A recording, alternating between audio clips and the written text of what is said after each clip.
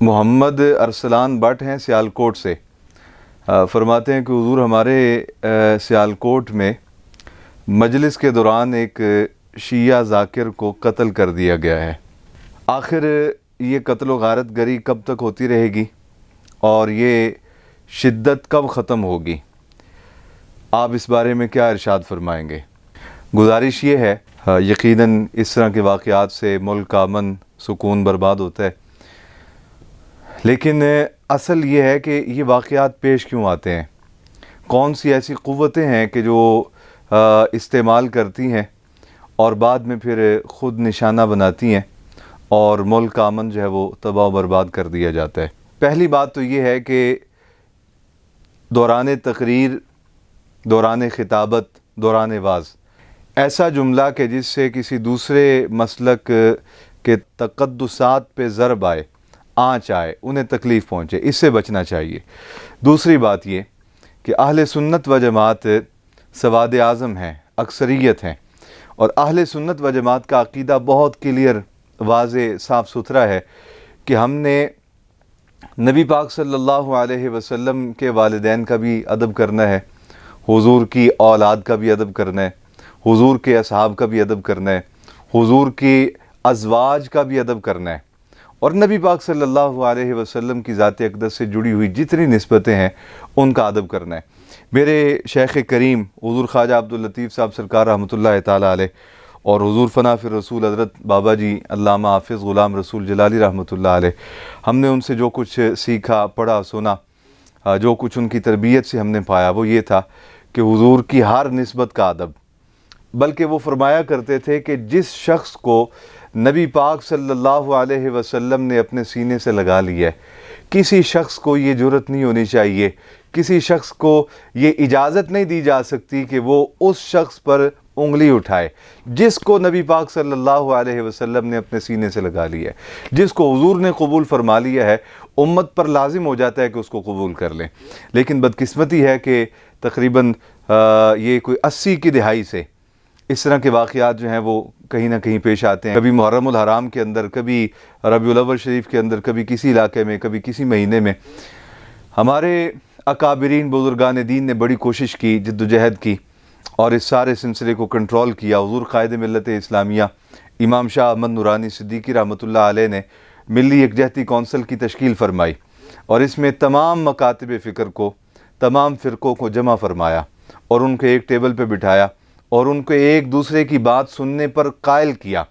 اور ایک دوسرے کے مقدسات کی توہین کرنے سے منع فرمایا۔ آپ کی جدوجہد کا نتیجہ تھا کہ پورے ملک میں اٹھنے والی فرقہ واریت کی، دہشت گردی کی، انتہا پسندی کی اور مقدسات اسلام اور مقدسات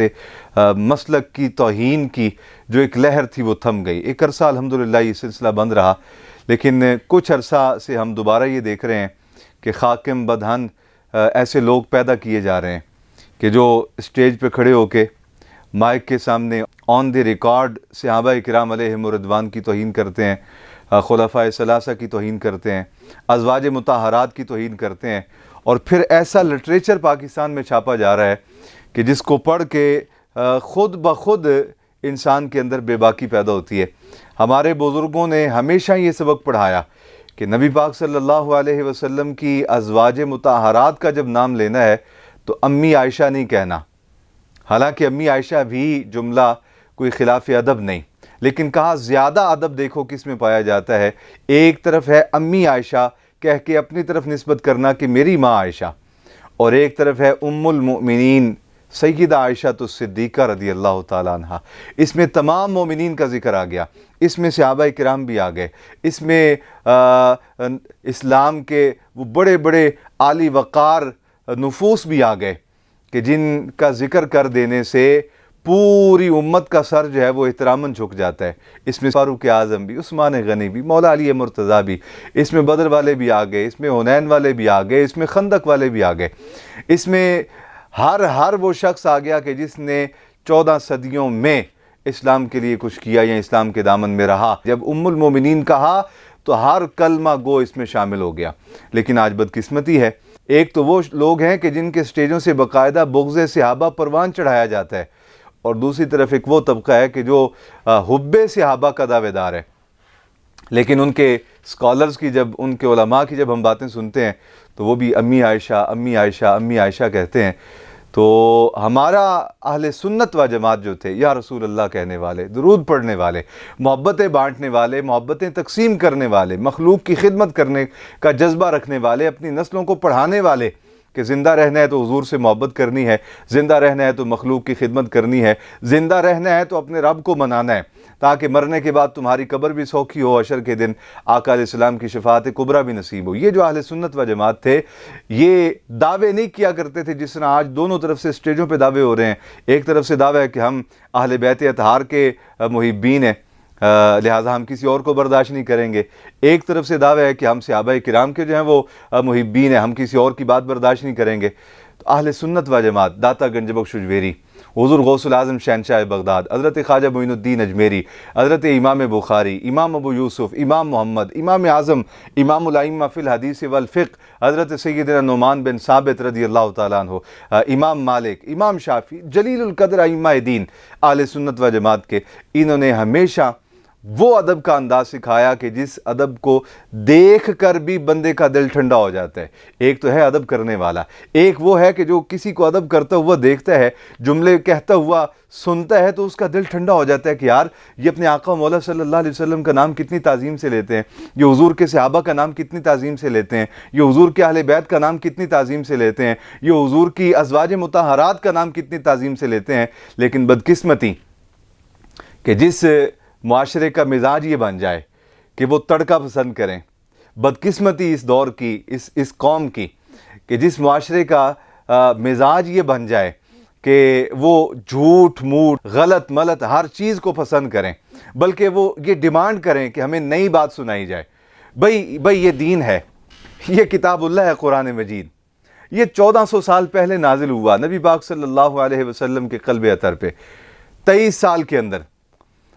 یہ حضور کے سینے پہ نازل ہوا، حضور کے قلب اطہر پہ نازل ہوا، اور الیوم اکملت لکم دینکم، بس ختم ہو گئی بات اس پہ۔ اس کے بعد اب قرآن وہی ہے جو 1400 سال سے چلا آ رہا ہے۔ لوگ مطالبہ کرتے ہیں کہ آپ نئی بات سنائیں، چونکہ ہم تو اپنے بزرگوں کے تیار کردہ اور اپنے بزرگوں کے عطا کردہ قوانین کے پابند ہیں، لہٰذا ہم وہی بات کرتے ہیں جو کتاب اللہ قرآن مجید میں ملتی ہے، ہم وہی بات کرتے ہیں جو بخاری، مسلم اور دیگر کتب احادیث میں، ترمذی شریف میں، ابن ماجہ شریف میں، نسائی شریف میں، دیگر کتب احادیث میں جو تواتر کے ساتھ چیزیں نقل ہوتی ہیں ہم تو وہ بیان کرتے ہیں۔ لیکن لوگوں کو پھر ہوتا ہے کہ اب کوئی تڑکے والی چیز بیان کی جائے، پھر وہ دوڑتے ہیں۔ نتیجہ یہ نکلتا ہے کہ یہ جو دھندا کر رہے ہیں معاشرے کا امن تباہ کرنے والا، یہ لوگ جو حب اہل بیت کے نام پر بغض صحابہ کا اظہار کرتے ہیں، اور دوسرا وہ طبقہ جو حب صحابہ کے نام پر بغض اہل بیت کا اظہار کرتا ہے، ان کی چپکل شروع ہو جاتی ہے۔ جبکہ تیسری قوتیں جو ملک کا امن تباہ کرنا چاہتی ہیں، تیسری قوت جو ملک کا وقار مجروح کرنا چاہتی ہیں، وہ نادیدہ قوتیں جو دکھائی نہیں دیتی لیکن چاہتی ہیں کہ پاکستان کا امن تباہ ہو جائے، پاکستان کا سکون تباہ ہو جائے، پاکستان اجڑ جائے، پاکستان برباد ہو جائے، کیونکہ ان کا تو ہے نہیں پاکستان۔ پاکستان تو ہمارے بزرگوں نے بنایا تھا، پاکستان تو اعلیٰ حضرت امام احمد رضا کی کرامت ہے، پاکستان تو قائد اعظم محمد علی جناح رحمۃ اللہ علیہ کی دن رات کی کاوشوں کا نتیجہ ہے، پاکستان تو ہمارے بزرگوں نے بنایا ہے، پاکستان اہل سنت و جماعت کی آرزوؤں کا صلہ ہے۔ تو وہ جو نادیدہ قوتیں ہیں جو دکھائی نہیں دیتی، وہ پھر تماشا دیکھتی ہیں، دونوں طرف سے آگ بھڑکائی جاتی ہے، پھر اس کو ہوا دی جاتی ہے، اور کسی ایک نہ ایک علاقے میں کوئی اس طرح کا واقعہ کہ جس طرح میرے عزیز محمد ارسلان بٹ نے ابتدا میں پوچھا، یہ واقعہ رونما کیا جاتا ہے، پھر ملک کا امن تباہ کیا جاتا ہے۔ میں عرض کروں گا اپنے ملک کے ذمہ داران سے، قانون موجود ہیں، توہین صحابہ کا قانون موجود ہے، توہین اہل بیت کا قانون موجود ہے، توہین قرآن کا قانون موجود ہے، توہین فرمان نبی کا قانون موجود ہے، توہین رسالت کا قانون موجود ہے۔ خدا کے لیے آپ ذمہ دار ہیں، آپ کے کندھوں پہ بڑی بھاری ذمہ داری آتی ہے۔ آپ لوگ جو عہدے داران ہیں، آپ لوگ جو افسران بالا ہیں، آپ لوگ جو مقتدرہ ہیں، آپ بالکل خاموش ہو کے نہ بیٹھیں۔ جہاں نبی پاک صلی اللہ علیہ وسلم کی توہین ہو، وہاں جو قانون بنایا گیا ہے اس کا اطلاق کریں، اس کو نافذ کریں۔ جہاں صحابہ کرام علیہم رضوان کی توہین دیکھیں، وہاں قانون کا نفاذ کریں اور اس کو قانون کے مطابق سزا دیں۔ جہاں اہل بیت اطہار کی توہین دیکھیں اسے قانون کے مطابق سزا دیں، تو انشاءاللہ تعالی اس طرح کے واقعات جو پیش آتے ہیں یہ سلسلہ ختم ہو جائے گا، اور وہ نادیدہ قوتیں جو میرے ملک کا امن تباہ کرنا چاہتی ہیں، میرے ملک کا وقار مجروح کرنا چاہتی ہیں، ان کی سازشوں کا راستہ بھی بند ہو جائے گا۔ لیکن کب؟ کہ جب اس ملک کے اندر اللہ رب العالمین کی عزت و جلال کی عزت کی حفاظت ہوگی، نبی پاک صلی اللہ علیہ وسلم کی نبوت، رسالت، حضور کی حرمت کا دفاع ہوگا، جب صحابہ کرام کی عزت و ناموس کی حفاظت ہوگی، اہل بیت اطہار، ازواج مطہرات کی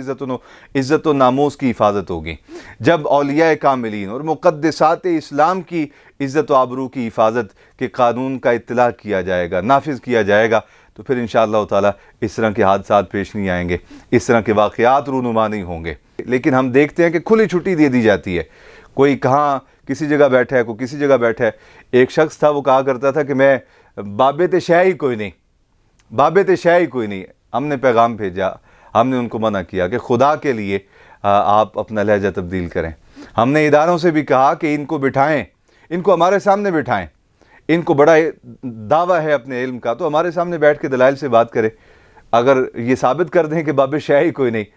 تو پھر ہم مان لیں گے کہ باب شے ہی کوئی نہیں، کیونکہ ہمیں پتہ ہے کہ باب شے ہیں، باب شے ہیں تو یہ کتابیں موجود ہیں۔ اگر باب شے نہ ہوتے تو یہ کتابیں کیوں ہوتی؟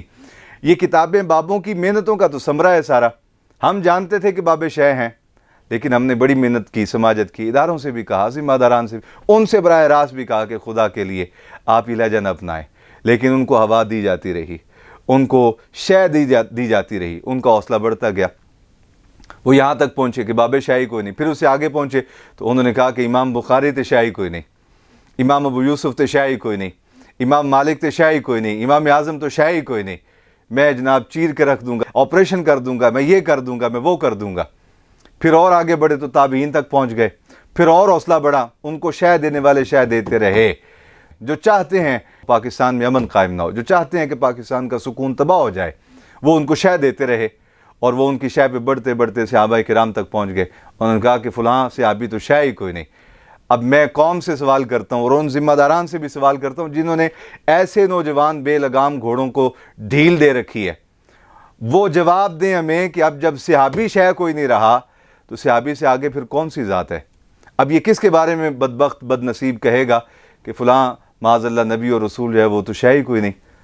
جب اس طرح کی بولی بولی جائے گی پاکستان میں تو بتائیں امن کیسے قائم ہوگا، بتائیں سکون کیسے ہوگا، بتائیں محبتیں کیسے بڑھیں گی؟ محبتیں بڑھانے کا، محبتیں بانٹنے کا، آسانیاں پیدا کرنے کا، امن قائم کرنے کا صرف ایک ذریعہ ہے، اللہ کی عزت و ناموس کی حفاظت، رسول اللہ کی عزت و ناموس کی حفاظت، قرآن کی عزت و ناموس کی حفاظت، صحابہ و اہل بیت اطہار کی عزت و ناموس کی حفاظت، اور ازواج مطہرات کی عزت و ناموس کی حفاظت، اولیاء کاملین کی عزت و ناموس کی حفاظت، مقدسات اسلام کی عزت و ناموس کی حفاظت، اور اس کے لیے قوانین موجود ہیں۔ صرف خدا کے لیے میں ہاتھ جوڑ کے عرض کروں گا کہ خدا کے لیے ان قوانین کا نفاذ کر دیں، ان کا نفاذ کر دیں، ہر ایک جگہ ان کا نفاذ کریں، تو انشاءاللہ تعالی میرا ملک پہلے کی طرح پرسکون ہو جائے گا، آباد و شاد ہو جائے گا۔ اللہ رب العالمین ہمیں بے ادبیوں کی لعنتوں سے محفوظ فرمائے۔ بے ادبی بہت بڑی لعنت ہے،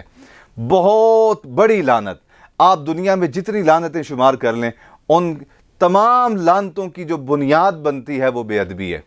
جس شخص کی زبان میں بے ادبی آ گئی، جس شخص کی نگاہ میں بے ادبی آ گئی، جس شخص کے لہجے اور جسمانی لینگویج کے اندر بے ادبی آ گئی، وہ بالآخر نتیجتاً ایک وقت آئے گا کہ وہ گمراہ ہوگا اور لوگوں کے لیے بھی گمراہی کا سامان کرے گا۔ اللہ رب العالمین ہمیں ہماری آئندہ آنے والی نسلوں کو بے ادبیوں سے محفوظ رکھے۔ ہم زندہ رہیں تو حضور کے عشق و محبت میں زندہ رہیں، دنیا سے جائیں تو آقا و مولا صلی اللہ علیہ وسلم کی عشق کی خیرات لے کر جائیں، اور ہم زندہ رہیں تو ہمارا وجود معاشرے کے لیے خیر کا سبب بنے، اور ہم جب اس دنیا سے جائیں اللہ رب العالمین کرم فرمائے کہ ہمارے جانے کے بعد بھی ہمارا ذکر جو ہے وہ خیر کا سبب بنے۔ آخر دعوایا ان الحمدللہ رب العالمین۔ السلام علیکم ورحمۃ اللہ وبرکاتہ۔